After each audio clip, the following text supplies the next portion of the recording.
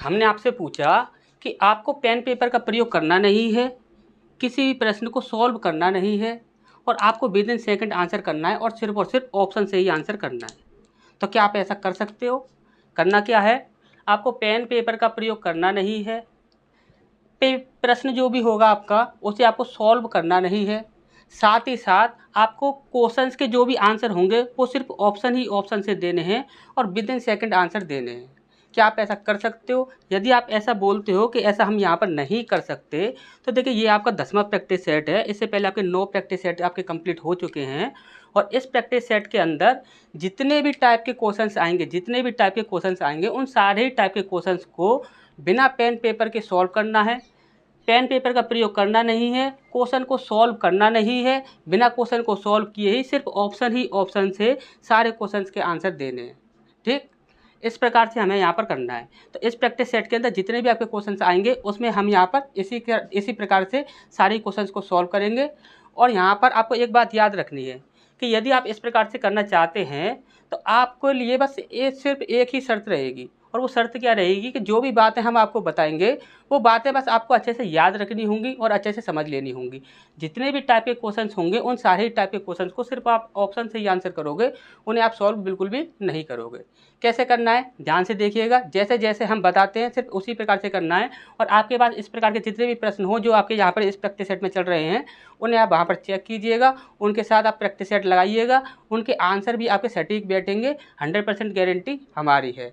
यहाँ पर जो भी आपका तरीका बताया जाएगा वह 100% गारंटी के साथ सही आंसर देगा, इसकी पूरी जिम्मेदारी हमारी है। तो स्टार्ट करते हैं। यहाँ पर देखिए हमारा सबसे पहला ये हमारा प्रश्न है। अब इस प्रश्न में भी हमें क्या करना है कि पेन पेपर का बिल्कुल भी प्रयोग नहीं करना है, सीधा ही ऑप्शन से आंसर करेंगे और विद इन सेकंड आंसर करेंगे। कैसे करेंगे ध्यान से देखिएगा। हमने बोला कि एक चुनाव में 2 उम्मीदवार थे, एक उम्मीदवार ने कुल वैध मतों का 55% प्राप्त किया। कितना प्राप्त किया है? 55% प्राप्त किया है तथा 20% मत अवैध घोषित कर दिए गए।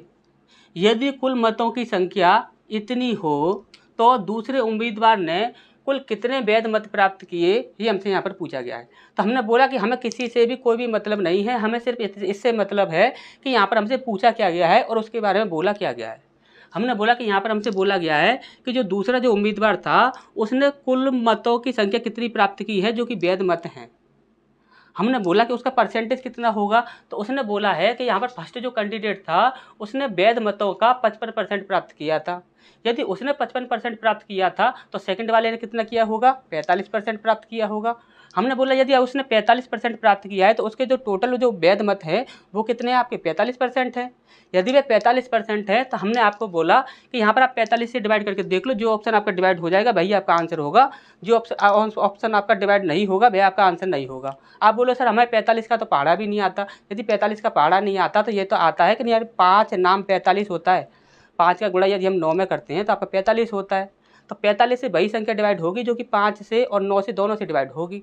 हमने बोला यदि हम 5 से देखें तो 5 से सारी ही संख्या डिवाइड हो रही है क्योंकि सारी संख्या के लास्ट में 0 है। हमने बोला कि 9 से डिवाइड करके देख लो। यदि हम 9 से डिवाइड करके देखते हैं तो यहाँ पर 26 हमारा डिवाइड होगा नहीं, 29 हमारा डिवाइड होगा नहीं, 28 हमारा डिवाइड होगा नहीं, तो 9 3 27 यानी कि 3 बार में यही डिवाइड होगा आपका, तो यही हमारा आंसर हो जाएगा। कितनी बार में डिवाइड हो गया? 3 0 0। 100% आपका आंसर बिल्कुल सही आएगा, इसकी पूरी जिम्मेदारी हमारी है। इसी प्रकार से आपको सिर्फ क्वेश्चंस को सॉल्व करना है शॉर्ट में। ठीक, तो नेक्स्ट क्वेश्चन की ओर बढ़ते हैं। उसे कैसे है यहाँ पर बिना पेन पेपर के सॉल्व करना है उसे देखते हैं। इसके बाद नेक्स्ट क्वेश्चन की ओर बढ़ते हैं। देखिए इस प्रश्न में भी हमें बिल्कुल भी पेन पेपर की आवश्यकता नहीं है, सीधा ही आंसर करेंगे विद इन सेकंड बिना पेन पेपर के। कैसे करेंगे ध्यान से देखिएगा। यहाँ पर बोला गया है कि चीनी के भाव में 40% कितना परसेंट? 40% वृद्धि होने पर किसी परिवार को चीनी की वार्षिक खपत कितने प्रतिशत कम करनी होगी जिससे परिवार का खर्च ना बढ़े। हमने बोला कि भैया 40% वृद्धि बोल दे, कमी बोल दे, कुछ भी बोल दे, आपको इससे कोई भी मतलब नहीं है। हमने बोला कि यहाँ पर जो भी आपका दिया गया होगा वो कितना है? आपका 40% है। यहाँ पर कुछ भी आपका दिया जा सकता है, तो आपको सिर्फ क्या करना है कि सिर्फ आपको यहाँ पर इकाई अंक देख लेना है। इकाई अंक कितना है? यहाँ पर आपका 0 है। यहाँ पर इकाई अंक आपका 0 है, या तो आपका यहाँ पर इकाई अंक ही बन जाएगा ऑप्शन से, या फिर आपका सीधा 40 बनकर आ जाएगा, इससे ज़्यादा कुछ भी नहीं होगा। देखते हैं यहाँ पर, देखिए ध्यान से देखिएगा। हमने बोला कि यहाँ पर हम इकाई अंक को देखते हैं, तो यहाँ पर देखिए 7 चौक 28 में 8 इकाई अंक होता है और 8 में यदि हम 4 जोड़ते हैं तो कितना हो जाता है? 12। तो 12 में आपका 2 इकाई अंक बनता है, यहाँ पर 0 इकाई अंक चाहिए हमें, तो ये हमारा आंसर नहीं होगा। इस बाद हमने देखा 9 सत्ते 63, 63 में 3 इकाई अंक होता है और 3 में हम यदि 4 जोड़ देते हैं तो आपका कितना हो जाता है, 7 हो जाता है। तो 7 इकाई अंक बन रहा है, यहाँ पर हमें 0 चाहिए, ये भी हमारा आंसर नहीं होगा। इस बार हमने बोला कि 7 का यदि हम 0 में गुणा करते हैं तो आपका 0 ही बन जाएगा, और 0 में यदि हम 4 जोड़ते हैं तो आपका 4 इकाई अंक बनेगा, और 4 इकाई अंक नहीं चाहिए, हमें कितना चाहिए, 0 चाहिए, तो ये भी हमारा आंसर नहीं होगा। इसके बाद हमने देखा 8 सत्तू 56, यानी 56 में यानी कि 6 इकाई अंक बन रहा है, और 6 में यदि हम 4 जोड़ते हैं तो कितना बनता है, 10 बनता है, और 10 में आपका 0 इकाई अंक बन रहा है, तो यही हमारा आंसर हो जाएगा। और जितने भी आपके पास प्रश्न हो इस प्रकार के, तो उन्हें आप यहाँ पर इस प्रकार से देख लीजिएगा, ये ट्रिक लगा लीजिएगा, आपकी 100% कार्य करेगी। ठीक, तो नेक्स्ट क्वेश्चन को देखते हैं, उसमें हम यहाँ पर बिना पेन पेपर के उसे कैसे सॉल्व करेंगे। ठीक, तो नेक्स्ट क्वेश्चन की ओर बढ़ते हैं। इसके बाद नेक्स्ट क्वेश्चन की ओर बढ़ते हैं। देखिए यहाँ पर ये हमारा एक प्रश्न है, इसको भी हमें बिना पेन पेपर का ही सॉल्व करना है, और यहाँ पर इसमें विदिन सेकंड में ही इसका आंसर देना है, ज़्यादा समय नहीं लगना चाहिए, और पेन पेपर का बिल्कुल भी यूज नहीं करना है। और आपको देखिए एक बात अच्छे से पता होगी कि यहाँ पर हमने आपको जब सुबह के टाइम पर 2023 के दिल्ली पुलिस के जो क्वेश्चन पेपर सॉल्व करवाए थे, उनमें भी हमने आपको जब बताया था तो उनमें भी आपको ऐसा ही बिल्कुल सेम टू सेम प्रश्न देखने को मिला था। 2023 में बिल्कुल सेम टू सेम इसी प्रकार का प्रश्न देखने को मिला था, और वहाँ पर भी आपका यहाँ पर आंसर जो था वह विदिन सेकंड हमने आपको बताया था किस प्रकार से आपको करना था। ठीक, तो यहाँ पर देखिए, यहाँ पर ये आपका एक प्रश्न है, यहाँ पर इसे देखते हैं। यहाँ पर बोला क्या गया है, यहाँ पर बोला गया कि एक साइकिल को इतने रुपए में बेचने पर एक दुकानदार को 14% का लाभ होता है। यदि 8% लाभ रखा जाए तो साइकिल का विक्रय मूल्य क्या होगा, ये हमसे यहाँ पर पूछा गया है। यानी कि विक्रय मूल्य पूछा गया है, यानी कि हमसे यहाँ पर लास्ट वैल्यू यहाँ पर हमसे पूछी गई है। और लास्ट वैल्यू जब कभी भी बनती है, कोई भी किसी भी परसेंट को जोड़कर या घटाकर जो भी वैल्यू बनती है वही आपकी लास्ट वैल्यू होती है। यह बात आपको अच्छे से पता है। हमने बोला हमें किसी से भी कोई भी मतलब नहीं है, उसने कितने में क्या किया क्या नहीं किया, इससे हमें कोई भी मतलब नहीं है। हमने बोला कि यहाँ पर विक्रय मूल्य के लिए परसेंट कौन सा बनेगा, तो विक्रय मूल्य जो भी बनेगा वह आपका किससे बनेगा, 8% से बनेगा, क्योंकि उसने बोला है कि यदि लाभ को 8% रखा जाए तो विक्रय मूल्य कितना हो जाएगा, यानी कि 8% से आपका विक्रय मूल्य बनेगा। हमने बोला यदि 8% से बनेगा तो 8% का मतलब कितना होता है, तो 8% का मतलब होता है आपका 2/25। हमने बोला कि यदि लाभ की बात कर रहा है तो नीचे वाली संख्या में ऊपर वाली संख्या को ऐड कर दो, यानी कि 8% का मतलब 2/25 होता है, तो 25 में आप 2 को ऐड कर दो, कितना हो गया आपका 27 हो गया। हमने देखा कि 27 से कौन सी संख्या डिवाइड हो रही है, तो 27 से आपकी ये डिवाइड होगी नहीं, ये डिवाइड होगी नहीं, ये डिवाइड होगी नहीं, 27 से सीधा यही डिवाइड होगी, तो यही हमारा आंसर हो जाएगा। सीधा सीधा हमें दिख रहा है यहाँ पर 2700 हमारा सीधा सीधा आंसर बन रहा है। अच्छा, ये समझ आया होगा। अब नेक्स्ट क्वेश्चन को देखते हैं, उसे बिना पेन पेपर के कैसे सॉल्व करेंगे, देखते हैं उसे। इस पर नेक्स्ट क्वेश्चन की ओर बढ़ते हैं। देखिए इस प्रश्न को भी हमें बिना पेन पेपर के ही सॉल्व करना है, और विदिन सेकंड इसका आंसर देना है। कैसे देना है ध्यान से समझिएगा। यहाँ पर बोला गया है कि एक वस्तु को 4500 रुपये में बेचने पर दुकानदार को 25% की हानि होती है। वह ऐसे किस मूल्य पर बेचे कि उसे 25% का लाभ हो जाए। क्या हो जाए, 25% का लाभ हो जाए। वह उसे किस मूल्य पर बेचे, यानी कि यहाँ पर हमसे विक्रय मूल्य पूछा गया है, और विक्रय मूल्य जब भी पूछा जाता है तो वह क्या होती है, आपकी लास्ट वैल्यू होती है। और लास्ट वैल्यू में हम हमेशा ही क्या करते हैं कि नीचे वाली संख्या में ऊपर वाली संख्या को ऐड कर देंगे यदि लाभ बोला जाएगा, और हानि बोली जाएगी तो नीचे वाली संख्या में से ऊपर वाली संख्या को माइनस कर देंगे। अब हमने बोला आपसे यहाँ पर हमें इससे कोई मतलब नहीं है कि वह उसने कितने रुपए में बेची, कितने रुपए में नहीं बेची, और उससे कितना लाभ हुआ कितना हानि हुआ है, हमें इससे कोई भी मतलब नहीं है। हमने बोला कि जो भी आपकी लास्ट वैल्यू बनेगी वो आपकी इससे बनेगी, ये वाला जो 25% है उसने बोला 25% लाभ होना चाहिए, इतने रुपए में आपकी वस्तु को बेचना है। तो जो भी आपका विक्रय मूल्य बनेगा वह इस % से बनेगा, तो इस % से हमें मतलब है, और किसी भी % से यहाँ पर हमें कोई भी मतलब नहीं है। तो यहाँ पर कितना दिया हुआ है, आपका 25% दिया हुआ है। तो हमने बोला कि 25% का मतलब कितना होता है, 25% का मतलब होता है 1/4। लाभ बोला जा रहा है तो 4 में हम 1 ऐड कर देंगे, कितना हो जाएगा 5। तो हमने बोला 5 से यदि हम देखते हैं तो यहाँ पर 5 से सारी संख्या डिवाइड हो रही है, यहाँ पर ऐसी कोई संख्या नहीं है जो 5 से डिवाइड नहीं हो, तो यहाँ पर ये ट्रिक तो आपकी फेल हो गई। हमने बोला ट्रिक कभी भी फेल नहीं होगी, आप ध्यान से समझिएगा। उसने बोला कि 25% का लाभ होना चाहिए, हमने परसेंटेज को अभी चेंज किया था। हमने बोला हर कोई वस्तु अपने आप में 100% होती है। यदि हर कोई वस्तु अपने आप में 100% होती है तो पहले वो वस्तु कितनी रही होगी, 100%, यानी कि 100 रही होगी। और उसके बाद 25% की वृद्धि करने पर वह कितनी हो गई होगी, 125 हो गई होगी। तो आप 125 से डिवाइड करके देख लो, जो भी संख्या आपकी डिवाइड हो जाएगी वही आपका आंसर होगा।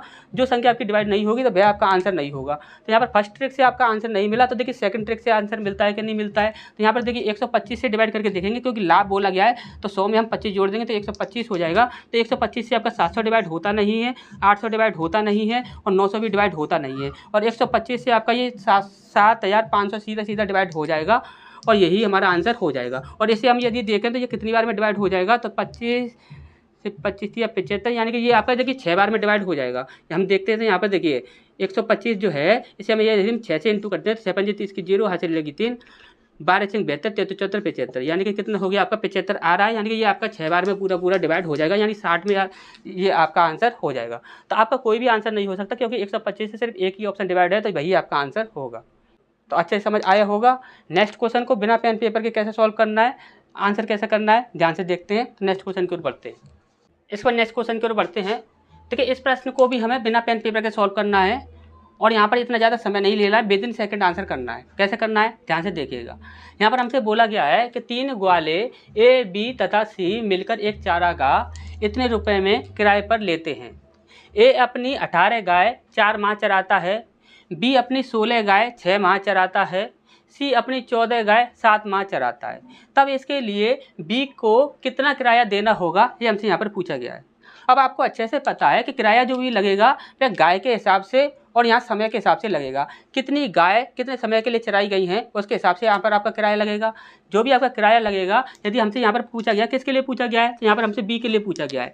यदि बी के लिए पूछा गया है तो बी के लिए देखो कितनी गाय हैं उस पर और कितने समय के लिए चरा रहा है। तो हमने बोला कि बी यहाँ पर दिया हुआ है, उसकी 16 गाय हैं, वह 6 माह चराता है। हमने बोला कि जो भी आपका आंसर होगा वो आपका 16 से और 6 से दोनों से डिवाइड हो रहा होगा, वही आपका आंसर होगा। जो 16 और 6 से दोनों से डिवाइड नहीं हो रहा होगा वह आपका आंसर नहीं होगा। अब हम यहाँ पर देखते हैं तो 16 से कितना होता है, 96 होता है। कितना होता है, 96 होता है। हमने देखा यहाँ पर सीधा ही एक ऑप्शन हमें यहाँ पर मिल रहा है 96 वाला, यही हमारा आंसर हो जाएगा और कोई भी हमारा आंसर नहीं हो सकता। यदि इस प्रकार से गुणा करने पर आपका आंसर नहीं मिलता है तो सीधा ही आप यहाँ पर क्या कर सकते हैं, इनका रेशियो बनाओगे और रेशियो बनाने के बाद फिर आपका बी का जो भी रेशियो बनेगा उससे आप डिवाइड करके देखोगे, जो भी आपका आंसर डिवाइड हो जाएगा वही आपका आंसर होगा। अच्छा, ये समझ आ गया होगा। तो सीधा सीधे आपको समझ आ गया होगा आपको इस प्रकार के प्रश्नों में आपको करना क्या है। इस प्रकार से प्रश्नों में आपको लाभ भी बोला जाता है कि उसको इतना लाभ हो गया, तो लाभ में से उसका हिस्सा कितना है, तो उसका हिस्सा भी इसी प्रकार से आपको निकालना है। ठीक, अच्छा, ये समझ आ गया होगा। अब नेक्स्ट क्वेश्चन को बिना पेन पेपर के कैसे सॉल्व करना है उसे देखते हैं। नेक्स्ट क्वेश्चन की ओर बढ़ते हैं। इस पर नेक्स्ट क्वेश्चन की ओर बढ़ते हैं। देखिए आपका ये प्रश्न है, इस प्रकार के प्रश्नों को बहुत ही ज़्यादा शॉर्ट ट्रिक से आपको किस प्रकार से सॉल्व करना है वो चीज़ आज हम आपको यहाँ पर बताने वाले हैं। इस प्रकार के प्रश्नों में होता क्या है कि देखिए यहाँ पर बोला क्या गया है, यहाँ पर बोला गया है 3100 में से कौन सी छोटी से छोटी संख्या घटाई जाए कि शेष बची संख्या 17 से पूर्णतः विभाजित हो जाए। अब बहुत से लोग तो ऐसे होते हैं जिनको 17 का पाड़ा ही याद नहीं होगा। यदि 17 का पाड़ा याद नहीं होगा तो भाई इस संख्या में भाग लगाकर शेष कैसे निकालेंगे, अब आप खुद से ही बताओ। तो हमने बोला कि भाग लगाने का रट्टा ही खत्म कर दो, भाग लगाने का रट्टा ही खत्म कर दो, भाग आपको लगाना ही नहीं पड़े, ऐसा कोई काम कर दो।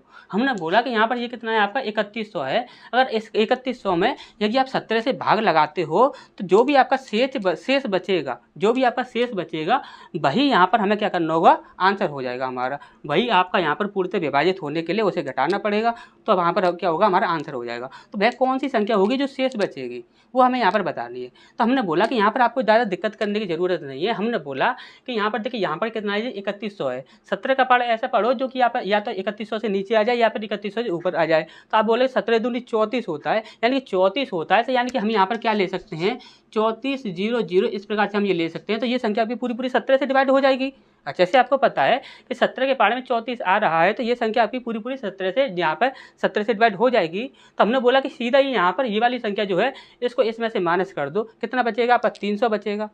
हमने बोला कि यदि आपका 300 बच रहा है तो 300 को फिर से आपको डिवाइड करना होगा। हमने बोला फिर से अभी आपको डिवाइड करने की कोई भी ज़रूरत नहीं है, सीधे ही आप 17 का पाड़ा ऐसा पढ़ लो जो कि 300 से ऊपर चला जाए। हमने बोला 17 दूनी 34 होता है, तो 34 होता है यानी कि 340 ले लो।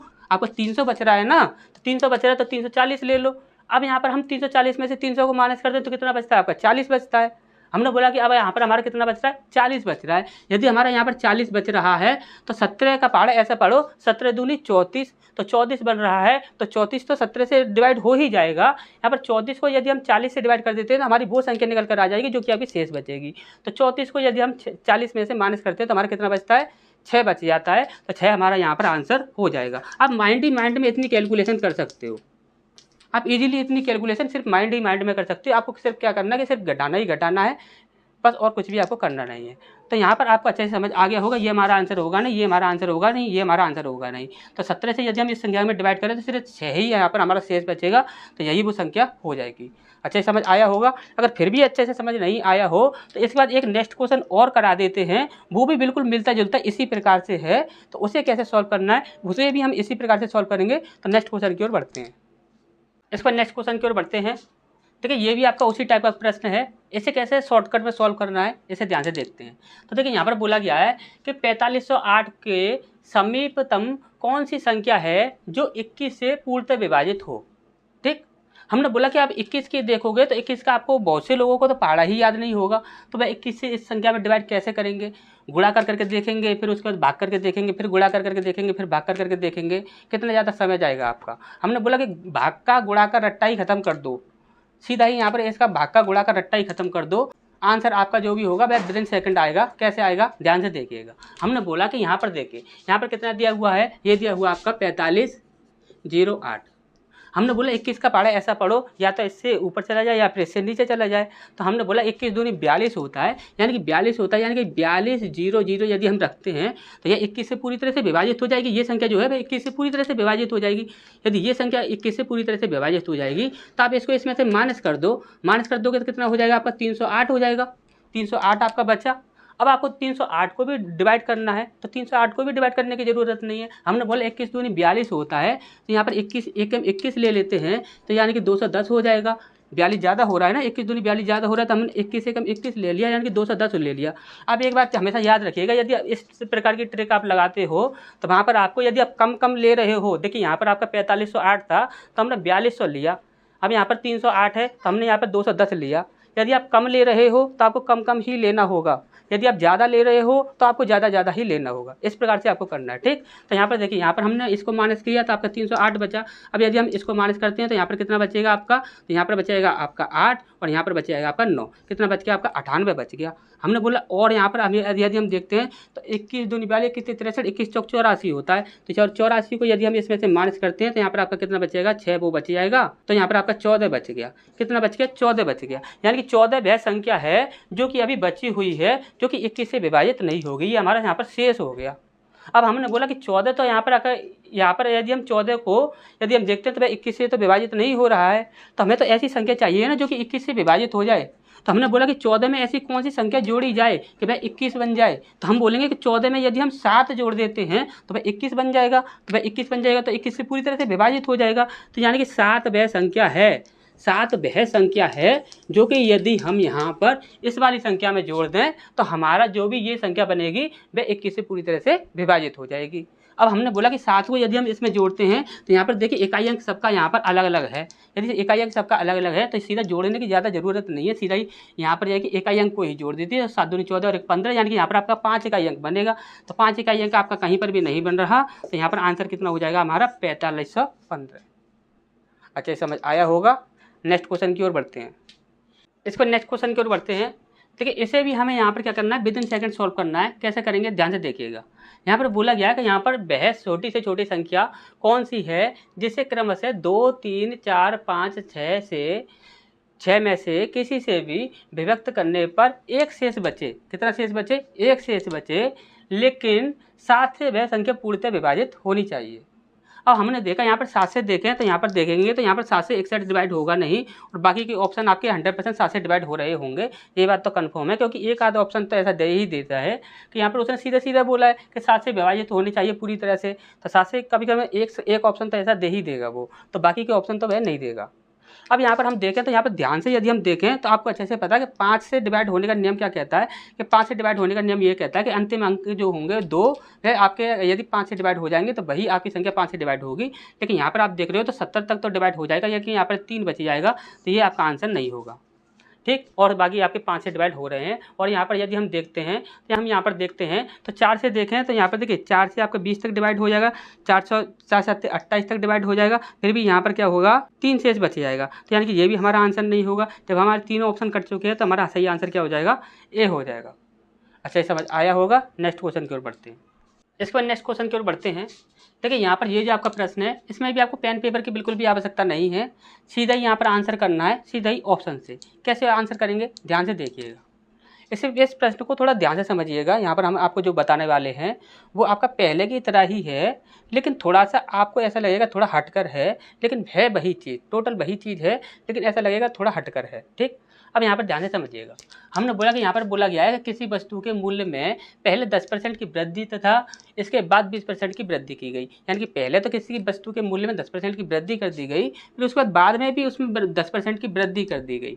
अब इसके बाद बोला गया कि यदि अंतिम बढ़ा हुआ मूल्य यानी कि लास्ट वैल्यू जो है वो यदि 33 है तो प्रारंभिक मूल्य क्या होगा, यानी कि फर्स्ट वैल्यू हमसे यहाँ पर पूछी गई है। और आपको अच्छे से पता है कि फर्स्ट वैल्यू क्या होती है, नीचे वाली होती है, और यहाँ पर लास्ट वैल्यू क्या होती है, उसमें लाभ या हानि करके ऊपर वाली संख्या में जोड़कर या घटाकर बनाई जाती है। ठीक।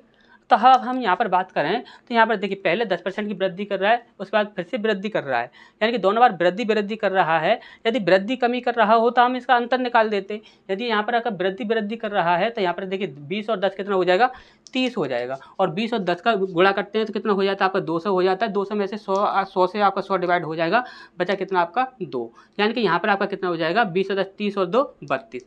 टोटल आपका कितना बन रहा है, आपका 32% बन रहा है। कितना बन रहा है आपका 32% बन रहा है। यदि आपको ये चीज़ समझ ना आई हो कि 32% कैसे बन रहा है तो आपको अच्छे से बताओ, एक फॉर्मूला याद होगा आपको, x + y + x × y upon 100। तो यहाँ पर सीधा सीधा देख लीजिए, आप यहाँ पर फॉर्मूले में लगाने की यहाँ पर ज़रूरत नहीं है, क्योंकि यहाँ पर देखिए 20 और 10 कितना हो जाएगा, 30 हो जाएगा। और 20 के गुणा 10 कितना हो जाएगा, 200 हो जाएगा। 200 से 100 से आपके 2 जीरो कट जाएंगे, यहाँ पर 2 बचेगा। तो 20 और 10 30, और 30 में 2 जोड़ेंगे तो कितना हो जाएगा 32 हो जाएगा। कितना हो गया आपका 32% हो गया। हमने बोला कि 32% की बात करें तो 32% आपका होता कितना है, तो आपका 32% जो होता है 8/25 होता है। क्या होता है, 8/25 होता है। अब ध्यान से समझिएगा हमारी बात को। 32% का मतलब कितना होता है, 8/25 होता है।